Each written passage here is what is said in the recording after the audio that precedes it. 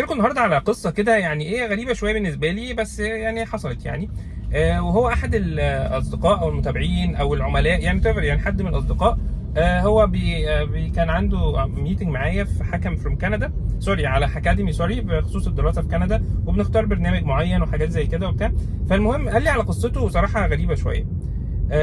هو صادقه، بس انا بقول يعني انا بالنسبه لي كنت مستغربها شويه. الراجل ده جاله ان هو يروح يعمل، واحنا هنتكلم في الدراسه دلوقتي، فجاله ان هو يروح يعمل ماسترز في امريكا. فهو بيحكي لي القصه، هو كاتب لي، طبعا الناس بتكتب لي الحاجات اللي هي عايزه تتكلم فيها قبل الميتنج، بس ما كنتش صراحه قريتها قوي بالظبط يعني. فالمهم الراجل جات له منحه جزئيه في امريكا ان هو يدرس تخصص معين، تخصص جميل يعني، حاجه في الهندسه تقريبا. وبالفعل سافر وبس. فهو كان بيكلمني، انا سرحت مثلا لمده 30 ثانيه كده، بعدين فلقيته طب احنا بنتكلم في كندا ليه؟ ويقول لي سافرت. فبقول له انت خلصت يعني انا افتكرته خلص الماسترز اوت يعني. فقلت له انت خلصت يعني ولا إيه؟ انا حاسسك بتقول الكلام ده السنه اللي فاتت ولا حاجه كده. فقال لي لا، انا ما كملتش البرنامج. قلت له ليه ما كملتش البرنامج؟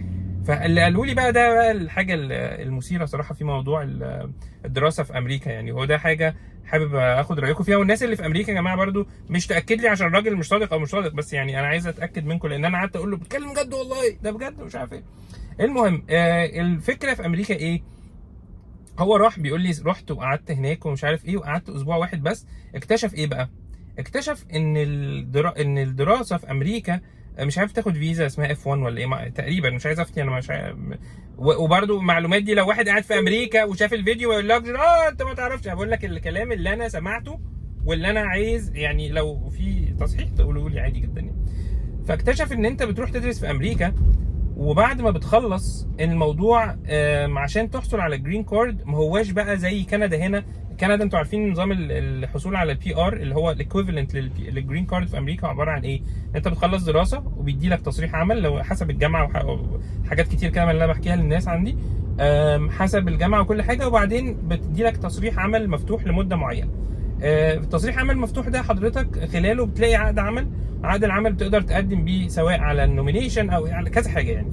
في ستريمز كتيره ومضمونه بنسبه كبيره جدا بالنسبه للدراسه للناس اللي بتدرس في كندا. في امريكا الموضوع كلام الراجل ان هو مختلف، وهو بعد ما بتخلص دراسه بيبقى الموضوع صعب ان انت اولا تحصل على عمل. الموضوع ما هواش سهل جدا، لان هو الهجره لامريكا زي ما انتم عارفين هي employment based يعني، ما هياش مثلا هجره زي اللي في كندا. مثلا كندا عندك ممكن تهاجر عن طريق البوينت بيزد اللي هو زي الاكسبريس انتري، او ترشيح مقاطعه، حاجات كده، فاميلي سبونسرشيب، حاجات كده. امريكا الموضوع مختلف شويه. اعتقد في الزواج في امريكا انت ممكن تهاجر عن طريق الزواج، ممكن تهاجر عن طريق يعني حاجات كده، بس كلها الامبلويمنت هي الاساس. فبيقول لك بعد ما بتخلص دراسه مش على طول بتلاقي شغل، وبتدي لك سنه واحده. برضو انا المعلومه دي محتاج اتاكد منكم فيها، ان هو البوست جراديويت بتاعها اسمها OPT، حاجه كده. فده بيبقى لمده سنه واحده. هنا في كندا انت ممكن لو درست سنتين بتاخد 3 سنين، فممكن المعلومه دي نتاكد منها.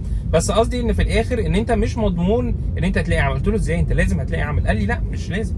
قلت له انا دلوقتي واحد دارس في امريكا ازاي ما الاقيش عمل؟ قال لي لا الموضوع بيختلف، وان انت ممكن تلاقي نفسك قاعد وخلصت الورق بتاعك يعني، خلصت قصدي مده السنه وما لقيتش حاجه. فانت بقى عندك حلين، يا اما ان انت ترجع مصر تاني، يا اما تدرس حاجه تانية، يا اما ان انت اسمه ايه ده تكسر فيزا بقى وتقعد ولحد ما تعمل تعديل لاوضاعك بس. فالمعلومه دي قلت له انت متاكد؟ قال لي اه والله. والراجل قعد اسبوع واحد فقط ونزل مصر تاني وبدا بيفكر. طبعا عنده اسبابه الشخصيه الجميله انا مقتنع جدا بيها، بس قصدي وده مش مدعاه برضو للناس اصحاب التفكير اللي فيه مشكله ان اقول مثلا دراسه في امريكا احسن من كندا او دراسه في كندا احسن من امريكا. انا بس بقول لكم دي حاجه انا شفتها، فحابب بس ان انا اطرحها عليكم.